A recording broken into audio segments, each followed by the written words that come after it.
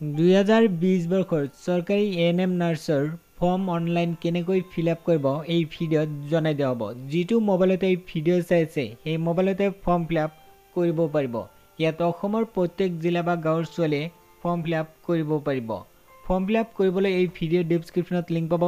সেই লিংকত ক্লিক কৰি ইয়াতে চাই লওক এপ্লাই অনলাইন লিখা আছে, ইয়াতে ক্লিক কৰিব।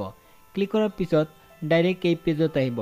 তাৰপিছত ইয়াতে চাই লওক প্ৰথম নিউ ৰেজিষ্ট্ৰেশ্যন লিখা আছে, ইয়াতে ক্লিক কৰিব লাগিব। এতিয়া মই নিউ ৰেজিষ্ট্ৰেশ্যন ইয়াতে মই ক্লিক কৰিম। ক্লিক কৰাৰ পিছত এনেধৰণৰ ইণ্টাৰফেচ আহিব। তাৰপিছত প্ৰচিড টু এপ্লাই লিখা আছে, ইয়াতে ক্লিক কৰিম।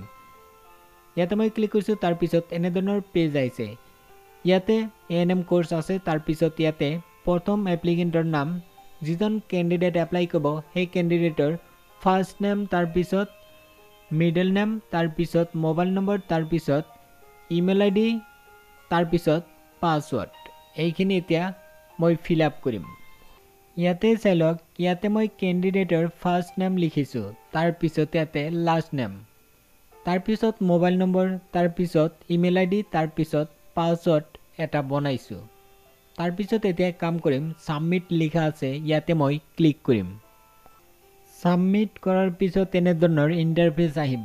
ইয়াতে OTP আহিছে, OTP এণ্টাৰ কৰিব লাগিব। যিটো মোবাইল নম্বৰ দিয়া হৈছিল সেই মোবাইল নম্বৰত OTP গৈছে, সেই OTP ইয়াতে মই এণ্টাৰ কৰিম। ইয়াতে চাই লওক OTP 1 মিনিটৰ ভিতৰত ভেৰিফাই কৰিব লাগিব। যদি ভেৰিফাই নহয় আকৌ ফিল আপ কৰিব লাগিব। এতিয়া মই ভেৰিফাই OTP কৰিম। টাইম আছে, ইয়াতে চাই লওক 1 মিনিট ভেলিডিটি। এতিয়া মই ভেৰিফাই ক্লিক কৰিম। OTP ভেৰিফাই হোৱাৰ পিছত তেনেধৰণৰ ইণ্টাৰফেচ আহিব। ইয়াতে চাই লওক ইমেইল আইডি হ'ব ইউজাৰ নেম, ইউজাৰ আইডি হ'ব ইমেইল আইডি, আৰু যিটো পাছৱৰ্ড বনাইছিলোঁ সেইটো পাছৱৰ্ড এইটো বক্সত এণ্টাৰ কৰিব লাগিব। কৰি তাৰপিছত লগ ইন হ'ব লাগিব। এতিয়া মই ইমেইল আইডি তাৰপিছত পাছৱৰ্ড এণ্টাৰ কৰি লগ ইন হ'ম। ইয়াতে চাই লওক ইয়াত মই ইমেইল আইডি এণ্টাৰ কৰিছোঁ, তাৰপিছত ইয়াতে মই পাছৱৰ্ড এণ্টাৰ কৰিছোঁ। এতিয়া মই লগ ইনত ক্লিক কৰিম। লগ ইন হোৱাৰ পিছত তেনেধৰণৰ ইণ্টাৰফেচ আহিব। ইয়াতে ইমেইল আইডি থাকিব, তাৰপিছত কেণ্ডিডেটৰ নাম থাকিব, তাৰপিছত ইয়াতে লিখিব লাগিব। ইয়াতে চাই লওক দেউতাকৰ নাম লিখিব দিছে এইটো বক্সত। ইয়াতে ফাদাৰ্ছ নাম লিখিব, তাৰপিছত মাকৰ নাম লিখিব, তাৰপিছত বিয়া হৈছে নে নাই ইয়াতে চিলেক্ট কৰিব। যদি বিয়া হৈছে মেৰিড, যদি বিয়া হোৱা নাই আনমেৰিড চিলেক্ট কৰিব। তাৰপিছত ইয়াতে কেটেগৰী কি হয়, যিটো কেটেগৰী হয় এইটো চিলেক্ট কৰিব। তাৰপিছত ডেট অফ বাৰ্থ ইয়াৰ পৰা চিলেক্ট কৰিব। তাৰপিছত ইয়াতে এইটো বাধ্যতামূলক নহয়, গাৰ্জেন নেমছ এইটো বাধ্যতামূলক নহয়। এতিয়া মই এইখিনি ফিল আপ কৰিম। ইয়াতে চাই লওক ইয়াতে মই ফিল আপ কৰিছোঁ। দেউতাকৰ নাম লিখিছোঁ, মাকৰ নাম লিখিছোঁ, তাৰপিছত বিয়া হৈছে নে নাই ইয়াতে মই চিলেক্ট কৰিছোঁ। তাৰপিছত ইয়াতে জেণ্ডাৰ অট'মেটিক ফিমেল আছে, তাৰপিছত ডেট অফ বাৰ্থ ইয়াৰ পৰা মই চিলেক্ট কৰিছোঁ, তাৰপিছত কেটেগৰী চিলেক্ট কৰিছোঁ। এতিয়া মই এইখিনি কমপ্লিট কৰিলোঁ। এতিয়া মই এড্ৰেছ ডিটেইলছ ফিল আপ কৰিম। ইয়াতে লিখিব লাগিব দেউতাকৰ নাম লিখিব লাগিব, তাৰপিছত হাউচ নম্বৰ, তাৰপিছত যিটো আপোনাৰ ৰোডৰ নাম আছে লিখিব পাৰে, যদি আছে লিখিব। এইটো এড্ৰেছ প্ৰেজেণ্ট এড্ৰেছ লিখি যদি পাৰ্মানেণ্ট এড্ৰেছ ছেম আছে তেতিয়াহ'লে এইটো বক্সত টিক দিম। এইখিনি ফিল আপ কৰি মই জেনেৰেল ডিটেইলছ ফিল আপ কৰিম। এতিয়া মই জেনেৰেল ডিটেইলছ ফিল আপ কৰিম। ইয়াতে কৈছে যে ভাৰতৰ নাগৰিক হয় নে নাই, ইয়াতে মই য়েছ চিলেক্ট কৰিম। তাৰপিছত কেনেকৈ ভাৰতৰ নাগৰিক হয় ইয়াতে ক'ব দিছে। ইয়াতে মই লিখিছোঁ বাই বাৰ্থ, জন্মৰ দ্বাৰা মই ভাৰতৰ নাগৰিক। তাৰপিছত ইয়াতে কৈছে যে যদি BPL কেণ্ডিডেট হয় তেতিয়াহ'লে ইয়াতে য়েছ কৰিব, যদি নহয় ন' কৰিব। তাৰপিছত যদি য়েছ কৰে তেতিয়াহ'লে BPL কাৰ্ড নম্বৰ এইটো বক্সত এণ্টাৰ কৰিব লাগিব। তাৰপিছত ইয়াতে কৈছে যে EWS কেটেগৰী হয় নে নাই, যদি হয় য়েছ, যদি নহয় ন'। তাৰপিছত ইয়াতে কৈছে যে PWD হয় নে নাই, কেণ্ডিডেট যদি PWD হয় য়েছ কৰিব, যদি নহয় ন' কৰিব। যদি হয় ইয়াতে মেনশ্যন কৰিব লাগিব। এতিয়া এডুকেশ্যনেল ডিটেইলছখিনি ফিল আপ কৰিম। ইয়াতে চাই লওক HSLC বৰ্ডৰ নাম লিখিছোঁ সেৱা, যিসকলৰ CBSE হ'ব সেইসকল কেণ্ডিডেট ইয়াতে CBSE লিখিব। তাৰপিছত ইয়াতে মেট্ৰিক কোনখন কলেজ বা বিদ্যালয়, এই বিদ্যালয়ৰ নাম লিখিব লাগিব। ক'ৰ পৰা পাছ হৈছে সেই বিদ্যালয়ৰ নাম ইয়াতে লিখিব লাগিব। তাৰপিছত ছাবজেক্টৰ নাম, ইয়াতে 6খন ছাবজেক্টৰ নাম লিখিছোঁ।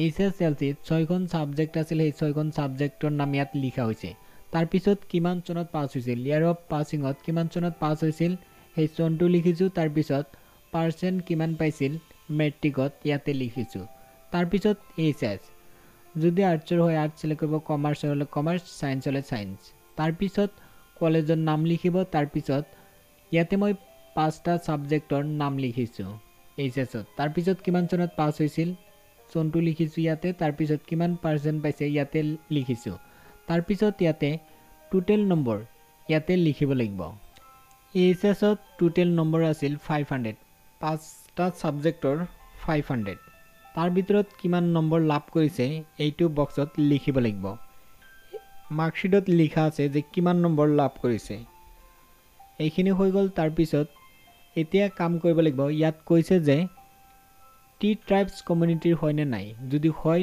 ইয়েস কৰিব যদি নহয় নো কৰিব এটো হল টি ট্ৰাইবস কমিউনিটিৰ বাবে ইয়েস কৰিব টি ট্ৰাইবসৰ কমিউনিটিৰ ক্যান্ডিডেট যদি নহয় নো কৰিব তাৰ পিছত ইয়াতে টিক মাৰ্ক দিব লাগিব দি সাবমিট ক্লিক কৰিব লাগিব তাৰ আগতে আকৌ এটো ভালকৈ চাই লব এতিয়া মই এটো ফৰ্ম যেটো ফিল আপ কৰিছো ৰিপিট চাইলাম তাৰ পিছত সাবমিট কৰিম এতিয়া মই সাবমিট কৰিব পাৰিম আৰু ইয়াতে কৈছে যে যি সকল ক্যান্ডিডেট গ্ৰেজুৱেচন পাস কৰিছে সেই সকল গ্ৰেজুৱেচনৰ নাম লিখিব লাগিব তাৰ পিছত কলেজৰ নাম লিখিব লাগিব সাবজেক্টৰ নাম কিমান চনত পাস হৈছে পাৰ্সেন্ট ইয়াতে লিখিব লাগিব যি সকল পোষ্ট গ্ৰেজুৱেট পাস হৈছে সেই সকল ইয়াতে ফিল আপ কৰিব পাৰিব যদি নাই একো প্ৰবলেম নাই লিখিব নালাগে এৰিব পাৰে এইখিনি তাৰ পিছত ইয়াতে চালক ইয়াৰ অফ পাসিং তাৰ পিছত আদাৰ্স যদি কিবা কোয়ালিফিকেশন কৰিছে এইখিনি দিব পাৰিব ইয়াতে গোটেই ডিটেইলস ইয়াতে লিখিব লাগিব ইয়াত উল্লেখ কৰিছে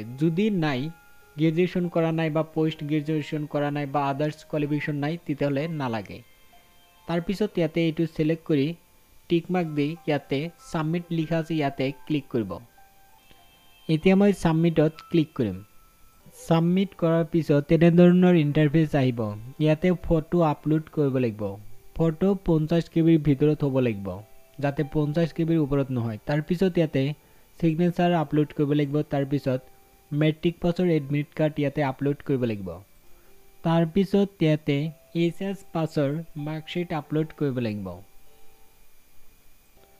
তাৰ পিছত ইয়াতে HS পাছৰ সাৰ্টিফিকেট আপলোড কৰিব লাগিব তাৰ পিছত ইয়াতে PRC বা ডোমিসাইল যিকোনো এটা দিলেই হল PRC বা ডোমিসাইল দিলেই হল এইখিনি এতিয়া মই আপলোড কৰিম তাৰ পিছত সাবমিট কৰিম মেট্ৰিক পাছৰ এডমিট কাৰ্ড PDF ফাইল বনাই দিব লাগিব তাৰ পিছত HS ৰ পাছৰ যেটো মাৰ্কশিট থাকিব সেই মাৰ্কশিট PDF বনাব লাগিব তাৰ পিছত ইয়াতে HS পাছৰ সাৰ্টিফিকেট PDF বনাব লাগিব তাৰ পিছত PRC বা ডোমিসাইল PDF বনাই আপলোড কৰিব লাগিব এইখিনি মই আপলোড কৰিছো ইয়াতে চালক সাকসেসফুলি লিখা আছে এতিয়া মই সাবমিট কৰিম ইয়াতে চালক তলত লিখা আছে সাবমিট এই সাবমিট বাটনত এতিয়া মই ক্লিক কৰিম তাৰ পিছত এনে ধৰণৰ পেজ আহিব ইয়াতে পাৰ্সোনাল ডিটেইলস এডুকেশনাল কোয়ালিফিকেশন গোটেই ডিটেইলস সেই আগৰ ফৰ্ম ইয়াতে আহি যাব ডাইৰেক্ট ইয়াতে এই পেজত আহি যাব তাৰ পিছত কাম কৰিব লাগিব ইয়াতে চালক টিক মাৰ্ক দিব লাগিব তলত টিক মাৰ্ক অপশন আছে ইয়াতে ক্লিক কৰি